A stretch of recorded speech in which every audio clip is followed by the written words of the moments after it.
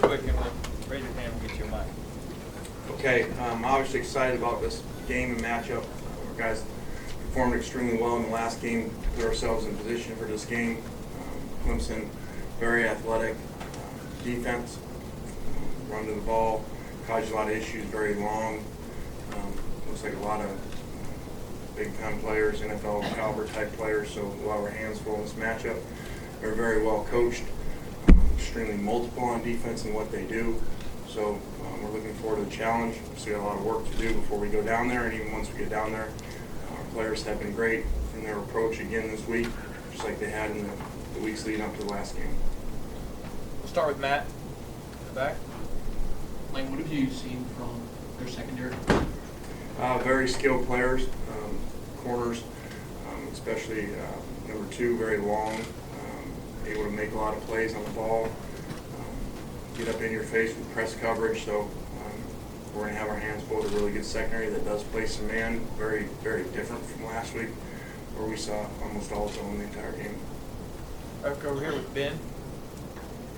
Coach Saban has talked a lot during the season about how Jake has done a really good job doing what you guys asked him to do. But have you asked him to do more and more as each week is going on? Well, I don't really think it's asked to do more. I think every week depends on who we play, how that game is going.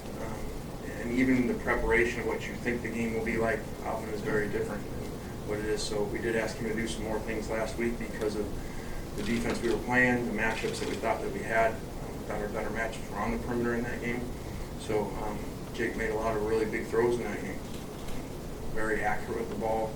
Normally there's a game, 2-3 throws where you're always saying, man, if he would have just made that throw. That's the case with almost any quarterback. But in that game, similar to Blake's SEC championship versus Missouri, I thought those 2 games were similar with the quarterbacks playing about as well as you can play. Right here with Aaron. You're kind of known for your ability to create favorable matchups for your skill position players. When you're able to get Calvin in the slot one-on-one against the safety, your eyes kind of light up? Yeah, I mean, you're always trying to get matchups, and sometimes they work, sometimes they don't, because they coach too, and they have good players as well. So, but you're always trying to get certain coverages for certain plays, and that's why you do that's what we do all week. Trying to figure out they play this versus this in these situations, so we can run these plays. And sometimes you get them, sometimes they don't. And so in that last game, fortunately, we were able to get those quarters type looks versus Calvin in the slot a couple times and hit a couple big plays. Back on this side with Michael. How does the preparation for a game like this vary from a regular bowl game, a regular season game? When the game's on big screen, when you guys are warming up to the Cotton Bowl, do you even pay attention to that, even though there's nothing Clemson or Oklahoma? As far as preparation for this one or for the last one? This one. Well, the on the screen game, the last situation was different, obviously, but we didn't pay much attention to it. Glanced at it early on before we went out for the final warm-ups. But this game is much more like a regular season game, Phil. Maybe like having a bye week, so you have a little bit of extra time, but it's not at all like a bowl field where you have bowl practices that are relevant to the opponent that you're playing. This to me just seems like kind of maybe having a Thursday night game after a Saturday, 2 before, so kind of a week and a half. So a little bit of extra time, but that extra time is about the opponent, not really about just making ourselves better. Kind of like the training camp mentality that we do here, in that first week of bowl prep. Right here with John Zener. Probably, I mean, obviously no program in the country lately has kind of sustained this kind of success where going into every November or December you're in the national title contention. What does that say about Coach Saban, this process of kind of, how hard is that for a head coach to sustain that? Yeah, I think it speaks volumes for Coach Saban in the process. You can't continue to be there all the time like this without a belief system, without a process, whatever that is. And Pete Carroll used to say all the time, he said anybody can do it one time, But if we're going to have a championship program, you're going to have to do it again and again and again. That's the real sign of it. So this is a perfect example of that. You're in the middle of a dynasty because the ability to do it again and again throughout the process with different players and different coaches. He's had a number of different coaching changes. It all goes back to Coach Saban, his philosophy and his process, and the players buying into it. Cecil. Coach, just to follow up a little on Clemson's secondary, they seemed, particularly against Oklahoma, do a really good job. They were able allowing them to shut down the run, and those guys cover in the back. Could you talk a little more about their secondary and how they were able to do that? Well, I think they do a really good job of giving you a lot of multiple looks. He likes to really see what's going on offense, attack offense, and so probably as anybody, probably as much as anyone that we've played, he has as many defenses. So, you know, you go through the cut-ups and you see basically every coverage that you could see. So you maybe would take 3 or 4 teams that you played, you know, in 1 month and say, okay, combined we see all this stuff. We see all that just in what they do. So very multiple, do a lot, cause a lot of problems, which kind of creates a lot of negative plays, a lot of sacks, a lot of negative plays because of that, because you don't know where they're going to be. And so they do a really good job at it. You have to have a good secondary to do that because at times you're going to have holes, you're going to have good man coverage in what they do, and they cover and they play really well in the back end. Right here with Zach. Lane, I know that a lot of some injuries played a role in getting Calvin Ridley a lot of chances this year, but how many guys that early in their career, freshman year, really young, have you seen make an impact like he has that you coach? Well, we've been pretty fortunate different places we've been at, especially over the years, the 2 times at USC, whether it was an assistant or the head coach, of having impact freshmen at that position. Went all the way back to the first guy that we got in our 2nd year at USC was Mike Williams. He came in and shattered a bunch of records. He had 81 catches for 1,265 yards as a true freshman.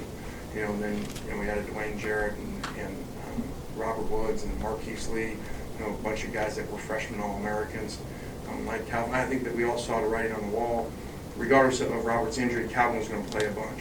You know, he just had to get used to playing, and it was just going to be a matter of time, especially for a guy that was not a mid-year, where now it seems so many kids are mid-year enrollees. You basically have almost a half a year with him. So for him to be able to do what he does, I think it's really exciting about the future here at Alabama. When you look at him and say, okay, this guy was able to do this with really hardly any coaching coming in to training camp, because we don't really do much with him because he wasn't here for the spring. So it's exciting. Obviously, we're focused on this game, but to see what we'll be able to do with him in the offseason and how far we can take him. 2 more. Alex.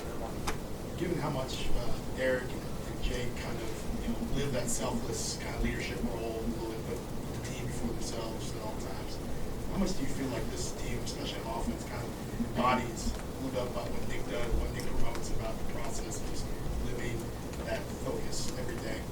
I think that's a really good point, because I think it's very difficult nowadays to have great skilled players that are very unselfish. I mean, it just doesn't happen very often. And so to have 2 guys like that in the quarterback and the tailback, that's very unusual. You know, they're never worried about stats. They're never worried about, I didn't throw this much, I didn't run this much. You know, Derek early in the year didn't have as many carries as he had late.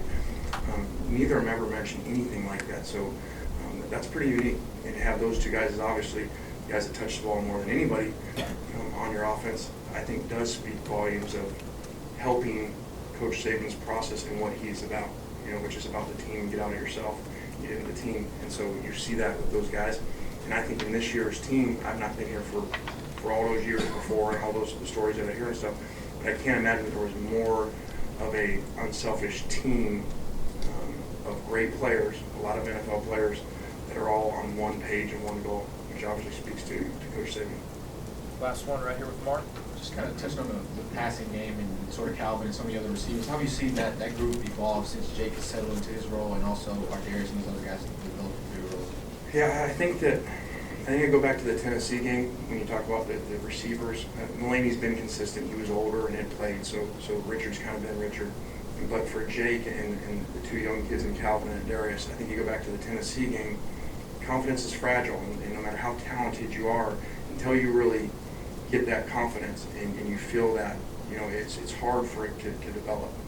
And I think in that game, because of making plays, this is a defensive team and still is a defensive team, but they made plays to keep that drive alive for us to go down and score and eventually win the game. That was very big, and I kind of feel from that point they've taken off. Even though there's games we haven't asked them to do as much, they've still, in every game since, and I feel like there's been impact plays, down the field plays, especially as you look at the games of late, the last 3 games, Auburn, Florida, and then last week. All 3 of those games, there were a couple throws downfield and a couple plays downfield that were not made in the first half of the season. And then that's the difference in the team. We're still the same as we always were up front. It's those guys making the plays have changed the dynamic of the offense. Thanks, Lane. Thank you, guys.